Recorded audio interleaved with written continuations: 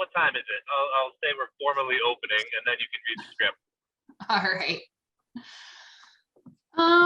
All right. So June 28th, 2022 special meeting. Hold on. I haven't opened it yet. What time is it? It's 7:07. Oh, I thought that was Okay. you formally opening the meeting. Well, no, I need to say something to the effect of, okay, it's 7:07 on, June 22nd, and we are now, the Conservation Commission meeting is open, and if Sam, you could please read the Newbury script. Was that my invitation? Yes. Okay. All right. So as a preliminary matter, my name is Samantha Holt. I am the conservation agent for the Newbury Conservation Commission. Permit me to confirm that all members are present and can hear me. Conservation Commission members, when I call your name, please respond in the affirmative. Brian Colleran. Speaking. Dan Streeter. Yes. Mary Rimmer. Yes. Pete Pecos. Yes. And Ben Gahagan is not here at the moment. And I am town staff and I introduced myself, so you know I'm here. Introduction to remote meeting. Good evening. This June 28, 2022 open meeting of the Newbury Conservation Commission is being conducted remotely, consistent with the act relative to extending certain COVID-19 measures adopted during the state of emergency, which extends the governor's March 12, 2020 order suspending certain provisions of the open meeting law, general law, Chapter 30A, Section 20 until July 15th, 2022. This order suspends the requirement of the open meeting law to have all meetings in a publicly accessible physical location and allows public bodies to meet entirely remotely so long as reasonable public access is afforded so that the public can follow along with the deliberations of the meeting. For Zoom meetings, please note that this meeting is being recorded and that attendees are participating by video and/or telephone conference, and the recording will be available on the Newbury Access YouTube channel. Ground rules. Before we turn to the topic of the agenda, permit me to cover some ground rules for effective and clear conduct of our business and to ensure accurate meeting minutes. I will introduce the items on the agenda. For all attendees except for the commission members and staff, please remember to mute your computer. When you're not speaking, please use earbuds and earphones with tablets and cell phones. Please remember to speak clearly and in a way that helps generate accurate minutes. Please be aware that video participants can see you and you should take care not to screen share your computer. Anything that you broadcast may be captured by the recording. If commission members wish to engage in discussion with other members, please do so through the chair, taking care to identify yourself when you wish to speak. For public comment, there will be a 1-hour public comment segment during this meeting. Members of the public will have 5 minutes each to address the commission, longer with the permission of the chair.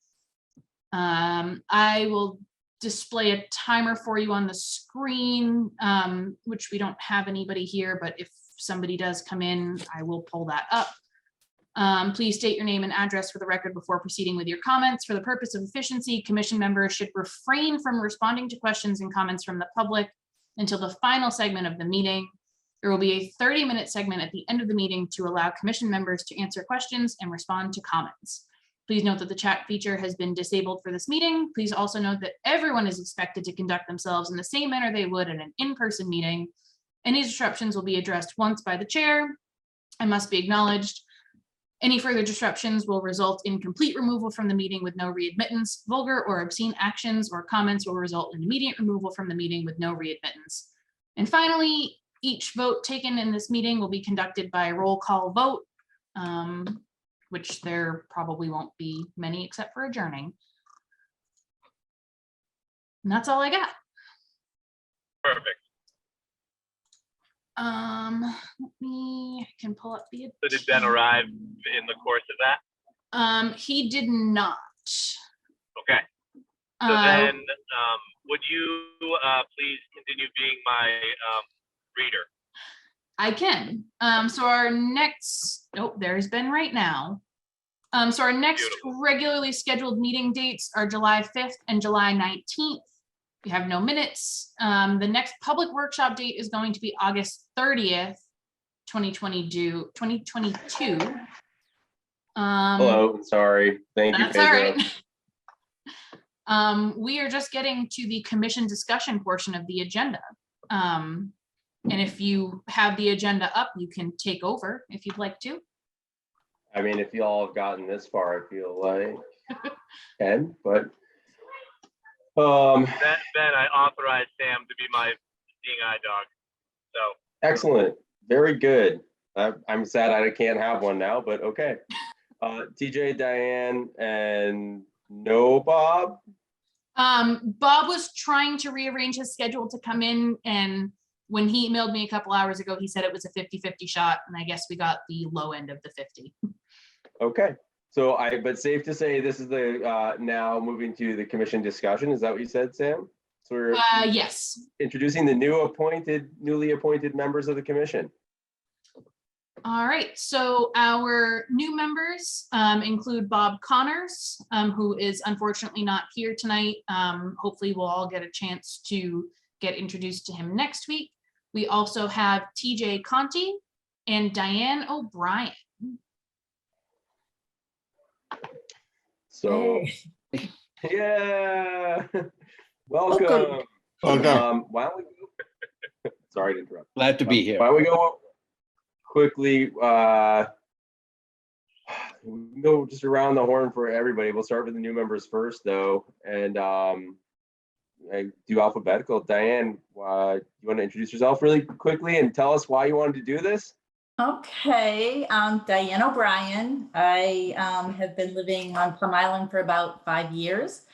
I got a project approved through the Conservation Commission, so that qualify me. I've been a practicing attorney for 30 years. Was active duty in the Air Force as a JAG for just over 8 years at the Pentagon and then at Hanscom. So I can usually find my way through a set of regulations. I mean, I've helped friends go through conservation issues in North Andover, where I used to live, don't live there anymore. For about the last year, I've been watching your meetings. I go to YouTube and watch your meetings, so I kind of feel like I know you guys, even though I don't. So I'm aware of the issues, but can't say that I'm overly familiar with everything. I'll be in learning mode, I'm sure, for a while here, and hopefully I'll get up to speed quickly and can contribute somehow. Thank you, Dan. I'm sure you will, and thank you very much for your service as well. That's great. Oh. You're continuing Great now. to have an attorney on board. That's awesome. Yeah. I don't know. Not an environmental attorney, but we'll see. It's okay. We'll take it anyway. Yeah, as more than one consultant has told us in the field, the thing about the Mass Wetlands Law is that it wasn't written by wetland scientists. It was written by lawyers. Then I should do okay. Yeah, you should be good. TJ, please. Yes, I have been living on Plum Island for about 7.5, 8 years. And I've owned my own businesses for the last 32 years, and my son has taken them over. So I'm basically retired now and have some time to commit to being involved in the town. And I've always been active wherever I've lived, civically and on boards and so forth. And I enjoy participating on a board and being productive and involved in a town. So right now the timing was great. I could get involved, and like Diane, I'm not probably up to speed on a conservation level that I'd like to be right now, but shortly hereafter I hope to be right there. Excellent, thank you. And I think it probably makes sense for us to go around the horn really quickly and introduce ourselves.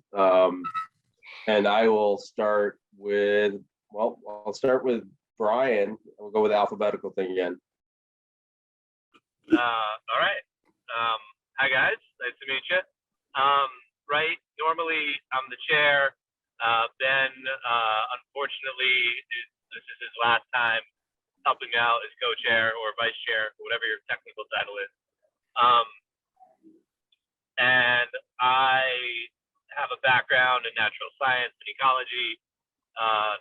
This is my 4th town that I've been involved with the Conservation Commission, either as a member of the board or as an agent. I think I started, oh man, I've got to be getting close to 10 years now working with the WPA. Maybe 9, maybe 8, I forget.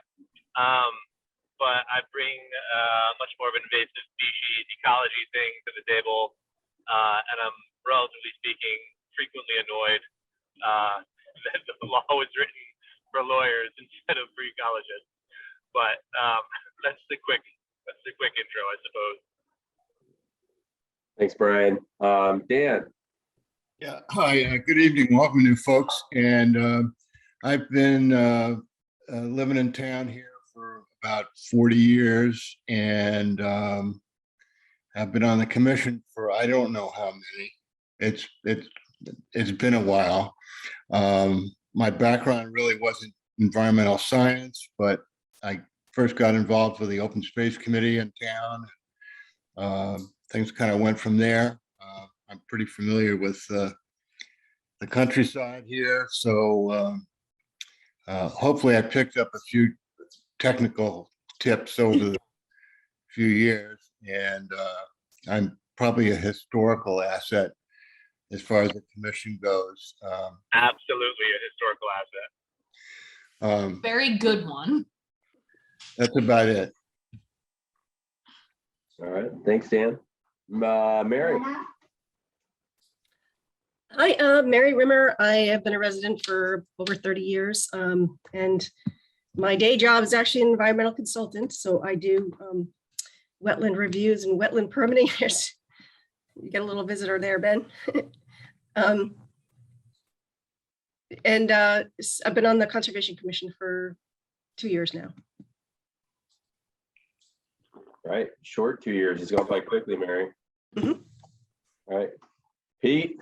Hi, Pete Pecos, Diane and TJ, welcome. Glad that you're here. I come to the board from the planning board aspect. I have been involved with the planning board for a number of years, and the current chair soon to be co-chair, and glad that you're here. And I think any board takes 3 to 5 years to get used to knowing how it really works. So hold on to your seats. It'll be good. Pete's also our typical last vote and entertains us all with variations on yes. It's a really important role he serves, and to be all I am Ben Gehagen. I've been living in town for I think 10 or 11 years now. I am going off the commission. I just finishing my 3rd term, and so I've, just as Pete said, kind of figured out what I am doing, and now I'm leaving.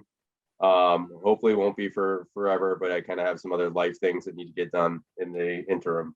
I am currently the vice chair, so the commission will need a new vice chair, assuming, or can just vote on new chair and vice chair this summer.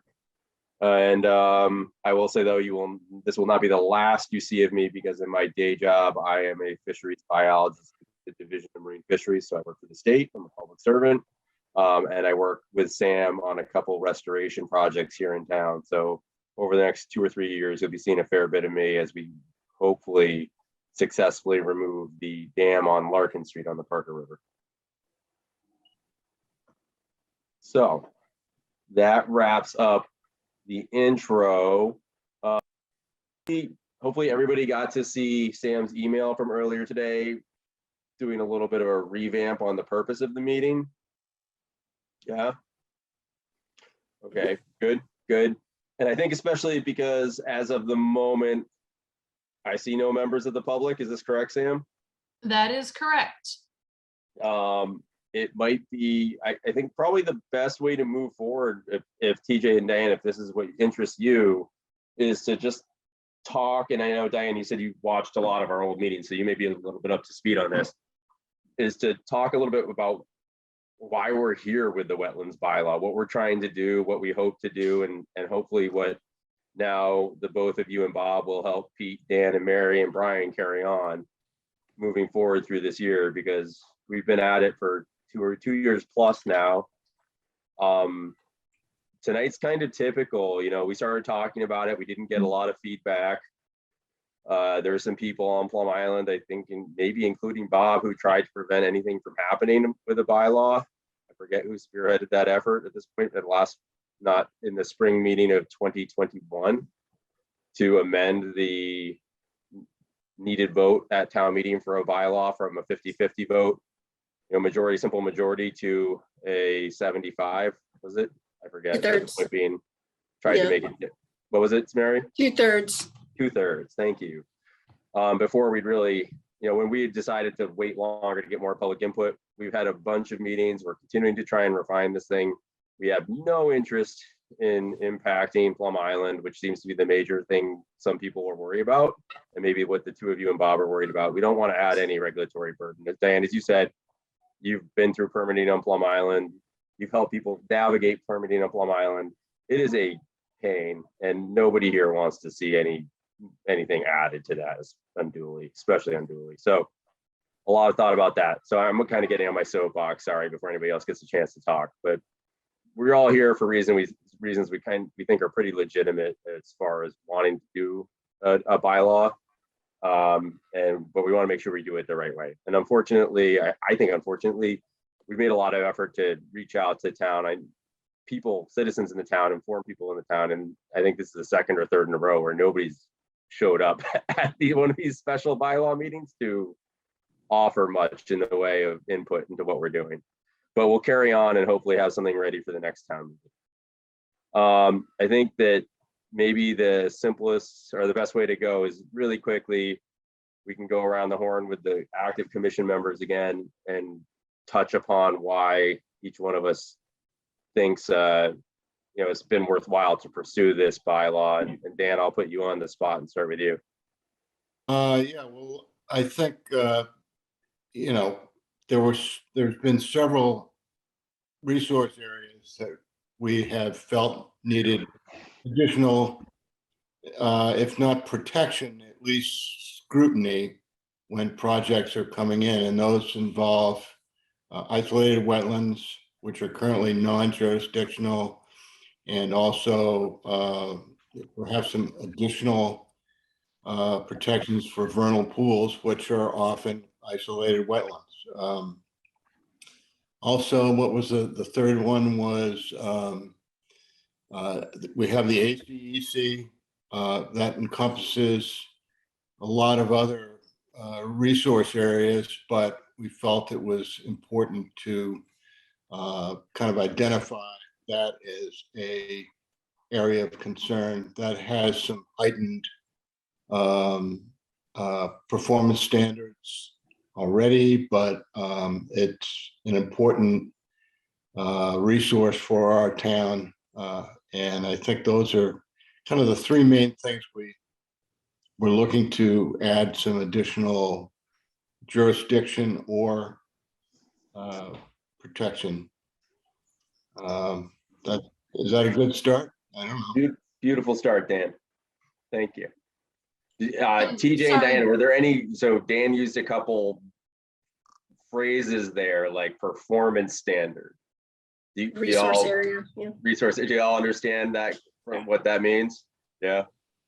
I've been reading through all the drafts and the Wetland Protection Acts and all that, so I have a sense of what it all means. I had a couple questions, but I'll save them till everyone finishes and maybe they'll get answered. Excellent. Yeah, no, I just want to make sure. I know when I started, I was like, wading into the pool. So there's a lot of specialized lingo. Mary, why don't you Ben, with the Sorry, terminology? TJ. Ben, can I ask a quick question? Sure. I have one of the live notes documents up that I've been adding stuff into. Do you want me to pull that up like we did the first time? Sure. If you think it'd be helpful, Sam, please do. All right. There we go. Can you guys see that? Yeah. All right. All right. Carry on. All right. So, Mary. Yeah, so it's just interesting timing for new members, having to get up to speed on both the existing regulations and now, proposed new regulations. So, that's going to be a challenge for us to get you all up to speed and having you comfortable with it. But as you probably know, since you've been appointed here now, that the primary duty of the Conservation Commission is regulatory, and that's administering this State Wetland Protection Act. And so we're administering a state regulation. And so all applications go to the state And then all the decisions go to the state, and at any point they can intervene. And what the purpose of the bylaw, is kind of touched upon by Dan, is really it in many ways mirrors the regulations that the state already has in place. They're redundant to a certain extent, except for certain areas where it would come into play. So what's anticipated is that the bylaw would sort of be invisible in the majority of cases, where the decisions would be made simultaneously under both the bylaw and the state regulations. But in certain cases where a project might be within an area that's in a loophole area that's not covered by the current state regulations, like these isolated wetlands that Dan had referred to, that don't border on another stream or water body or waterway, which is required for jurisdiction under the state rules, might, if they met certain minimum size criteria, might have some protection under this bylaw.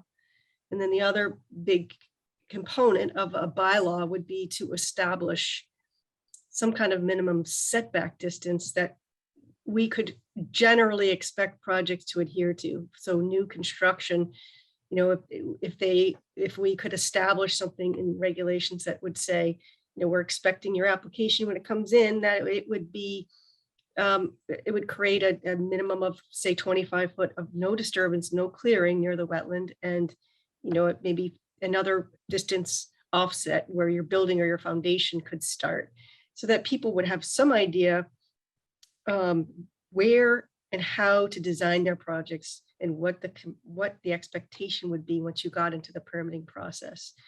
Because currently the state rules just establish a 100-foot buffer zone, and the Conservation Commission has jurisdiction within wetlands and the 100-foot buffer zone extending from them. And then, but the standards are very vague in terms of what can be and can't be done within that 100-foot buffer zone, which makes it difficult for certain kinds of projects that have potential for significant impacts.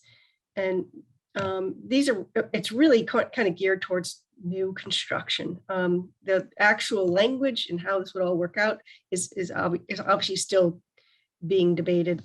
But the other important component of a local bylaw, which has to be stricter in some respect than state law in order to qualify for a bylaw and be approved by the Attorney General, but it provides another appeal avenue. So in the event that the Conservation Commission or the town was presented with a project that might meet state regulations, but it really was going to have unacceptable impacts, this bylaw would be in place so that it would raise the bar slightly for the standard and also provide another appeal avenue for folks. This is not intended to create appeals or create situations where people want to appeal. It's intended to create a situation to streamline the permit process and to provide better protection for the resources that we do have in place. And there are lots of different ways of doing that. And there are lots of ways of framing this bylaw. Many of the surrounding towns have their own bylaws as well. And Sam has drawn from those towns extensively in developing a draft that we can at least begin to consider. But, you know, with change of members and new members, we're going to have to revisit, you know, the whole question of pursuing a bylaw at some point in the coming meetings, because obviously you all probably are not able to, you know, formulate any strong positions one way or another on this, or maybe you have, I don't know, but my expectation is not to get into any great detail on the specifics of this particular draft that's now that Sam has drafted. And frankly, I haven't even reviewed the whole thing yet. We've had many different versions that have floated around over the past several months, and I haven't seen this one yet. And it sounds like there's additional work that needs to be done on it anyway. So that's sort of where I'm coming from, is it's a work in progress. I don't feel in any particular hurry to proceed with this until everybody is sort of comfortable with our approach and how to handle it and what components it should or shouldn't have. And if it turns out that the commission members are not in favor, or their majority is not in favor of pursuing a bylaw, that's legitimate as well. I hope that everyone will see the merits in it, but certainly everyone is entitled to their own position and decision in making that, how they view that. So that's all I wanted to say about that. Thanks, Mary. That's good background and on a whole bunch of points. And I will say that I may have to hand off to Sam at some point. She's gonna start making decisions, but I am not interested. I don't think anybody's anticipating really digging into the draft circulated previous, like this newest draft tonight. I think that just keep it general and talk about big picture, why a bylaw, and do people want to continue on with this effort? Makes sense. So I completely agree with you there, Mary. Peter, anything to add? I always love following Mary because I just feel like the book was just completed and I can just shut it. So, we have the same sort of thing in planning where, the bylaws allowed us to give better guidance to an applicant. And the same sort of thing is, or concept can be transposed here because it does kind of explain that this is not to create barriers, but to continue to protect resources with better definition of terms as to what those needs are. And so that's the intention. And we do the same thing in planning. And when you do that, there's a clearer expectation and understanding of what would be allowable and what should not be considered. So that's, it's just fine tuning the process. Thank you, Pete. Ryan, do you want to attempt to add anything via phone, or are you happy with what's been said? I think everybody said things very well. I'll just, put my own spin on it. You just look at the same thing from a different perspective. And, as everyone said, the state law that was, originally crafted in the 70s, there's not enough science in it. And at this point, we all know more about how the woods and the waterways function than we did 50 years ago. And it'd be nice to bring that to the table and acknowledge things that need protecting that maybe once weren't acknowledged. And then the other thing is that the way the process runs, as has been demonstrated very well in the last year or two, there's a lot of gray zones. And if we could have regulations that remove the gray zones, then the whole review process, both for the applicant, anybody they hire, and ourselves, there's so much less potential to just get bogged down in things. If we know the answer to something, or if we know how we feel about something, then let's put that in a regulation, and it's up front and out there, and the whole process is shorter and cheaper, and hopefully more satisfying for everybody. Yep. That's my 2 cents. Thanks, Brian. Yep, I don't have a whole lot to add to what's been said already. I think I would just say that I strongly agree. The 2 things I would add is that through my experience on this commission, I do think the guidance is super important. From a Mary and Brian both touched on it, and Peter focused on it, where we've just had so many cases where the vagueness of the way that the WPA, the state WPA, is written has led us to multiple meetings of arguing about what is an impact, what is not an impact, are you mitigating an impact?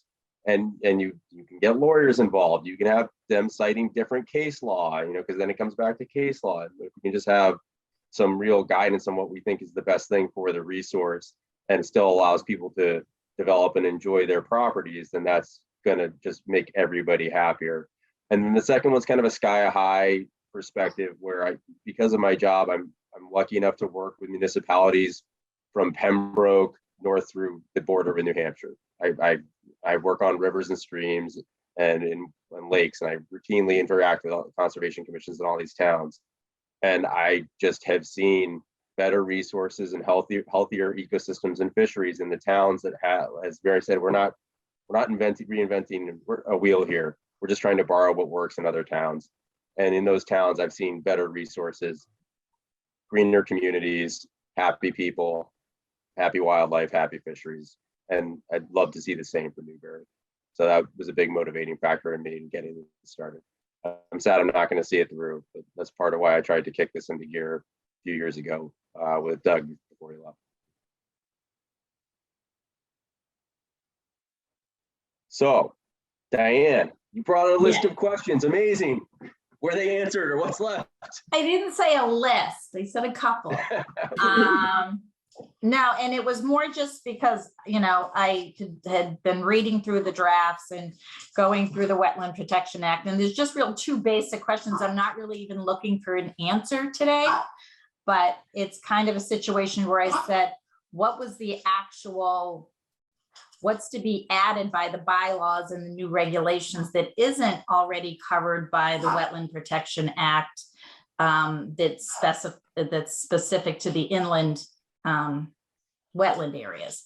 And Mary, you touched on that quite a bit as far as maybe expanding the buffer zones, things along those lines. So Not necessarily expanding them, but making, establishing criteria for within, we won't expand the buffer zone any further than 100 feet that already exists under the Wetland Protection Act, but within that 100 feet, establishing some criteria. Yeah.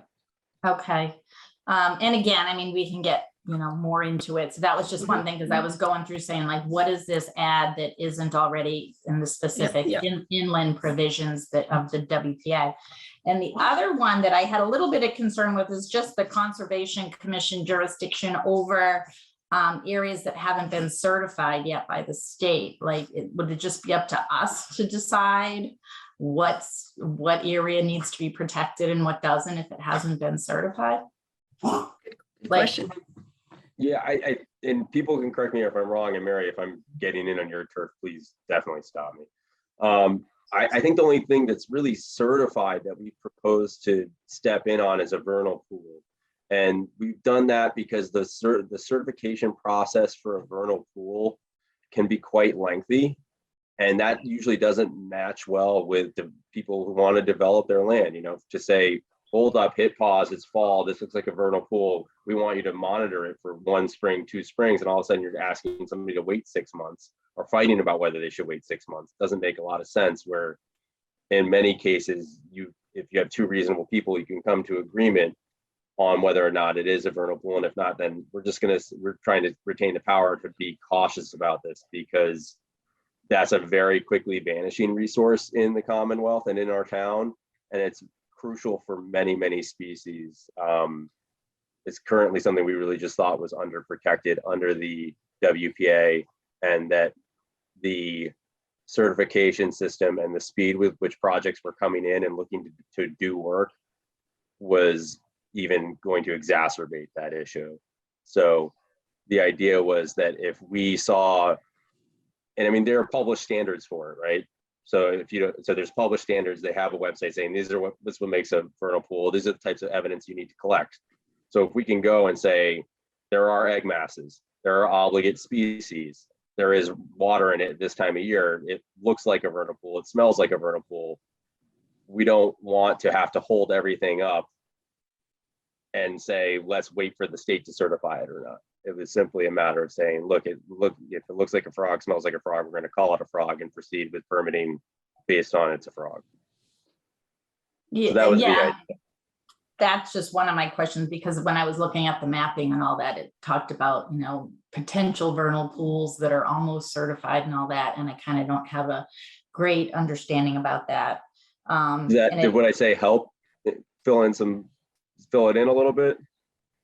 Oh yeah, no, definitely. It was just a situation where what I was reading had to do with the vernal pool habitats, rare plants and animal species and habitats that haven't been mapped yet, things like that. And I was like, who am I to be going around and saying like, oh yes, this is a real, a rare species habitat. Therefore, we're going to say that you can't do something here if it's, the Newbury Conservation Commission, rather than having it be certified, by the state or mapped by the state.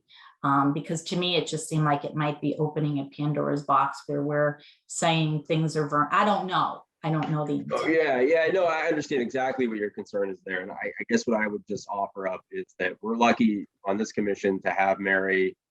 Sam is by the day learning new things. And that's part of what the role of an agent is to go to all these training courses. And the town, thankfully, in the last few years has really change their policy. I think that, certainly when Dan started and when I came on, there wasn't that much support to do the Massachusetts Association of Conservation Commissioners coursework and meetings. And now the town will fully pay you back for any courses you want to take through that organization to learn these skills. So we're building up a great knowledge base, and between Brian and Mary and Sam, it's fantastic. I can pitch in on more really aquatic issues when I'm around. And so we're building that expertise, and then we can also have mechanisms to hire professionals if need be. So that's the applicants also have their own consultants as well, and so they often can present the data. Yeah, there's processes to get qualified licensed opinions on these things. So it's not going to be, we're not trying to open up something that is just going to be arbitrary. The two words we're trying to avoid at all times, and that's part of the guidance thing, is arbitrary and capricious. That's what we're not trying to do. Trying to avoid that at all costs. Yeah, and that was it. Maybe that's me not coming from the conservation background necessarily, where, I guess we'll take it as it comes. It would have to be crafted carefully if it isn't included ultimately, to establish specific criteria that we'd be looking for, that are reasonable criteria, similar to the state, Division of Fisheries and Wildlife standards. But they could potentially be different, but at a minimum, they would have. I would assume it would reflect those standards, which is, direct observation of breeding activities from vernal pool species, primarily.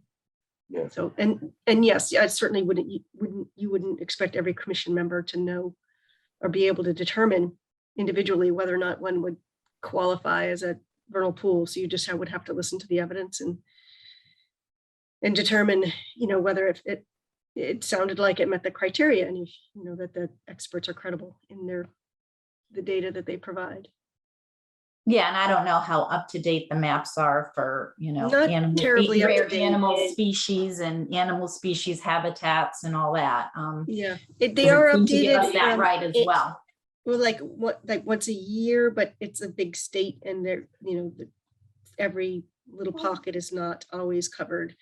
So the state mapped potential vernal pools just based on aerial photography and, where they had standing water in this, not connected to another stream that were visible from aerial photography. A lot of those turn out to be, just, they don't field check at all. They don't look at all like a vernal pool when you actually get on the ground.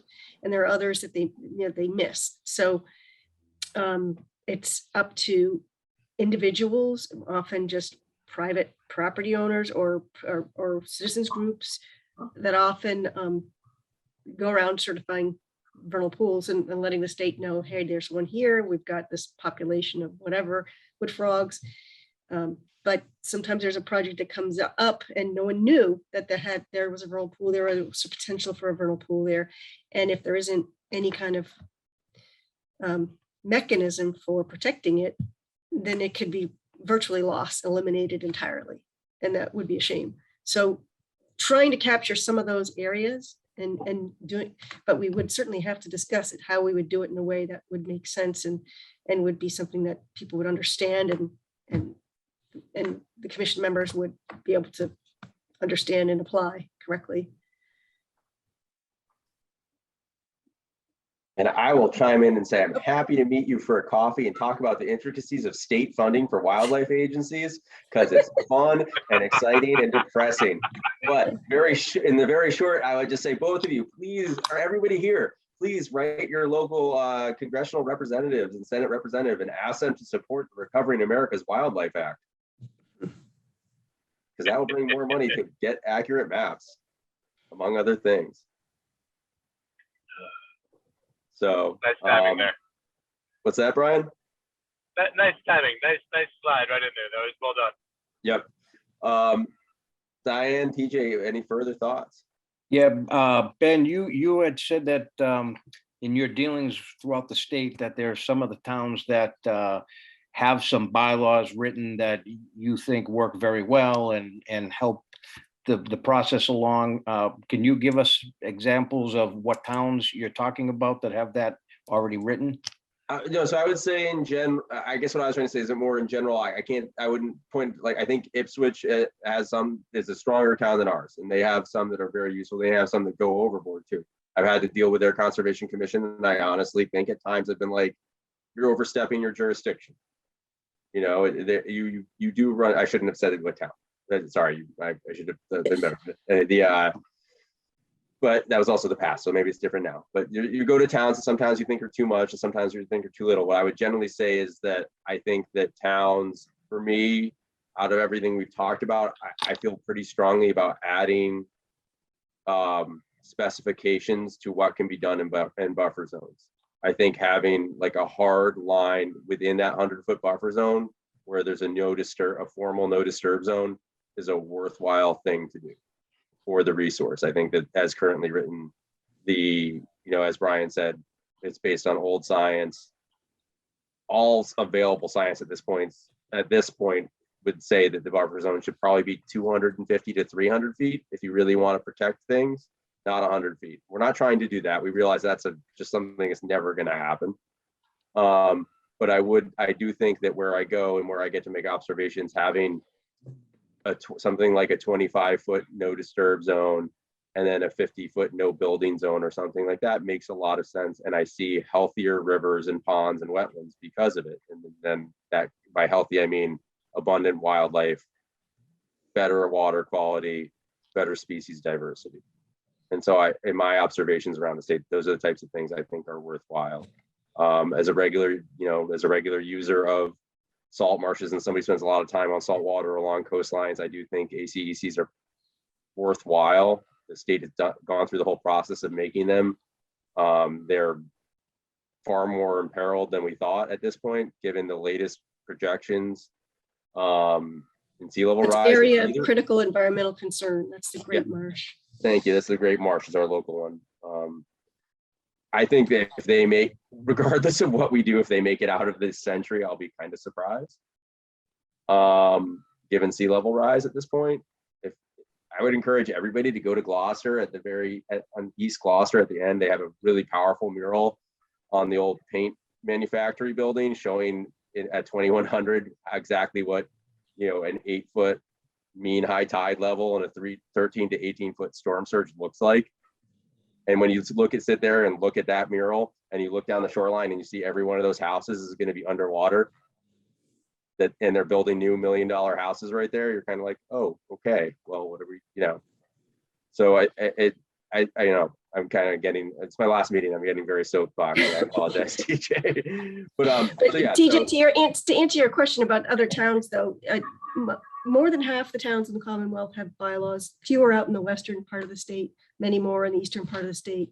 Most of the surrounding North Shore communities do have bylaws. Rowley, Ipswich, Essex is working on one. Hamilton has one. Rockport, Gloucester, Beverly, Manchester, all those. Amesbury does. Salisbury does not. They used to have one. It got voted out. So that, most of the communities in our general area do have bylaws or are working on one. Salem just passed one. So they're useful for the reasons that we've stated, so that they're becoming more popular. Thank you, Mary. Mm-hmm.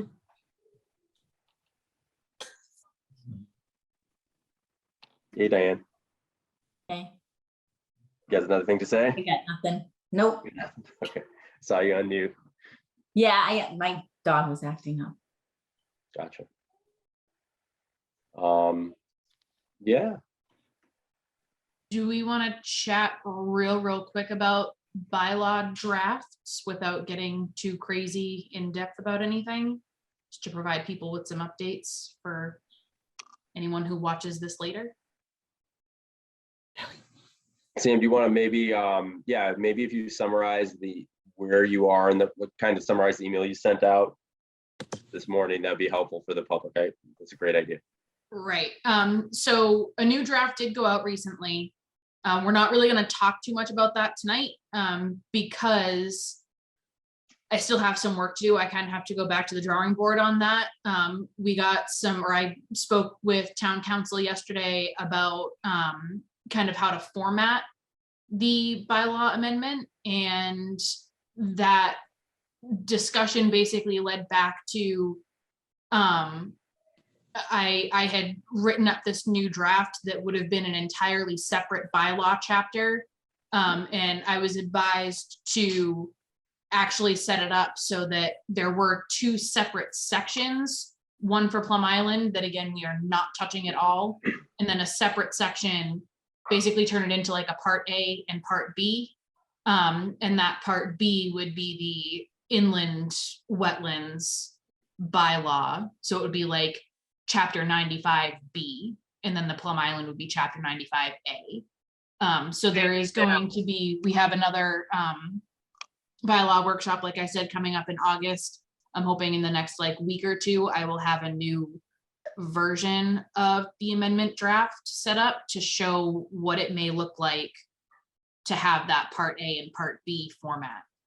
And Hey, Sam, that's essentially what we had originally. So there is a draft that floating around that has that. Kind of, but a little bit more like aggressively separated. So kind of like a cross between what we had originally and having two totally separate chapters. Okay. so Sam, let's just for the sake, in case they don't know, let's backtrack a little bit, because the important thing that we're really trying not to trip over is the bylaw as it applies to Plum Island was an imposed bylaw that was related to sewering of the island, right? And so in addition to not trying to regulate the island anymore, we also have to be very careful that we don't somehow undo the language that was part of that trade, because then if we, in a manner of speaking, we're trying to not regulate the island, but we're also trying to not change anything that would have the bylaw that we want to put in accidentally challenged by, the sewering parties, if you will.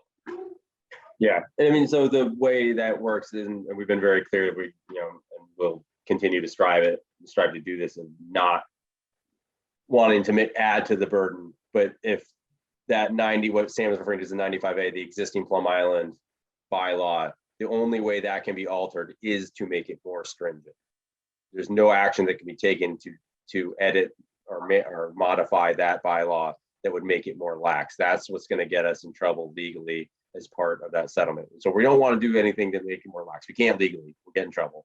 But nor do we want to do anything that's going to make it more onerous to do things with your property on Plum Island. So that's why, really setting up a firewall between the two things we're doing is important. And I think that hopefully Diane, you and TJ can be great, and Bob can be great resources for that, because nobody else here lives on the island. So there are things that maybe we just don't think about. It comes up. We've had people from the hall come up and bring up something. We're like, oh yeah, we didn't think about that, because we just don't have to deal with it every single day. So that can be useful. But hopefully Sam can work with Lisa to really create a hard firewall that we have to be a little bit less worried about specific language within subheadings of a 95B. That would be nice. Sam, do you have more? I don't. I didn't want to get too crazy into it, so I, just that kind of brief overview and an announcement of what is to come, hopefully in the next couple of weeks. Excellent. And I will chip in for all y'all watching, like Diane did on YouTube. Anybody can do it. Please send us your written comments and let us know what you were thinking. If you don't want to show up and be on video, I understand. I wouldn't either. I may still do it, but I wouldn't want to. But please write in, let Sam know, and then we can incorporate your comments, and you don't even have to show up. It's beautiful. Please And watch that the video. being Let us know. said, Be my nice to email, Sam. my email and my phone number are plastered all over everything, literally everywhere. Go on to the Conservation Commission webpage. You will find all of my contact information. It goes on all of the live notes. It's on all kinds of drafts everywhere. write me an email, call me. It would be the absolute best if you could shoot me an email. If you would like to remain anonymous, feel free to let me know, but I can save your comments and crop out screenshots to remove your name and everything from all of that. That's totally fine. Just let me know. But the best thing to do would be to send me an email, write me a note, write me a letter or something. That way we have something in writing that I can pass on to the rest of the commission so that they can see verbatim what you have to say. That way nothing gets lost in translation. Yep. And I have Sam's cell phone number. I like coffee. I like pastries. Same. Yeah. I'm afraid of the open meeting law. So who can we talk to and who can't we talk? I mean, I have seen the video. I watched my video, but we can talk to Sam, right? Like if we had questions, that's about it. Yeah, so you guys can talk to me directly. One of you can talk to the other with, basically you just can't at this point with only 6 members coming up in July, as far as I'm aware right now. Anything more than 2 of you having a conversation would violate open meeting law, because that would start to create an issue. I would say the absolute best thing to do would be to get in touch with me. I promise anything that you send to me, if you want it to go to the rest of the commission, I will make sure that it goes to the rest of the commission, just so that everybody has all of the information, everybody knows what everyone else is thinking. If we want to work cohesively, it's really nice to know where everyone stands on things. So in the open meeting law issue, communicating with each other through me tends to work best. If you're gonna try to communicate in more than a pair. Similar to the email issue. When I send all of you emails, that's fine. But if you reply all to my emails to you, that could constitute a deliberation and could create an open meeting law violation. You've been very clear about that. Yes, I added that little letters. block at the end to make sure we don't have any. That's what I'm like, oh no. I want to make sure that it's very out in the open for everyone, so no one forgets. Done well. And Sam, is it on the agenda tonight for the issue with the signing, executing of documents? Nope, that is gonna go on the agenda for next Tuesday, which I should be posting sometime tomorrow afternoon. And that one, we do want to make sure, and I'll let Bob know too, that we have every single active member of the commission present so that we can get that vote done. And you guys will find out more about that later. Yeah. Yeah, I will also though say that the open meeting law, like Sam said, you can still talk one-on-one. You know, there's been plenty of times maybe I needed to know, I had a specific question about the coastal standards on dunes, which is something really Mary knows well that I don't know well, or maybe other people don't know, and I can ask Mary that question in email. Or Brian is a knotweed expert. I want to talk about the best methods for knotweed removal. So, you know, use the expertise on the commission. I've seen the prior meetings. I know that already. Oh, there we go. Good. So yeah, use the expertise appropriately. And also, just one more quick thing, just so that we can be clear. Obviously, if multiple of you are all very good friends and you want to go out and hang out and, do whatever you do to spend time together as friends, that's totally fine. Just keep commission discussions out of it. Because when you're out in public, you never know who's listening, who's watching, who hears you, who sees you. So, if more than 2 of you go out for coffee or whatever, and that's fine. Just make sure you don't discuss anything to do with any conservation proceedings. Yep. Be friends, just don't talk about work. No shop dog. Okay, is there anybody else have anything else they want to throw into the mix before I let Pete do the honors? Nope. I would like to know if we are intending to stay virtual or are we still waiting for the governor? I assume the July 5th meeting will still be virtual. Yes, so the July 5th meeting is going to be virtual. As of right now, the order has not been extended. So currently, everything from July 19th on is going to be in person. I have venues reserved for us for all of those. I have stuff reserved for everything through like 2025, I think. I am going to be posting meetings with language that allows us to change that if the decision comes up. If the decision comes up prior to July 19th that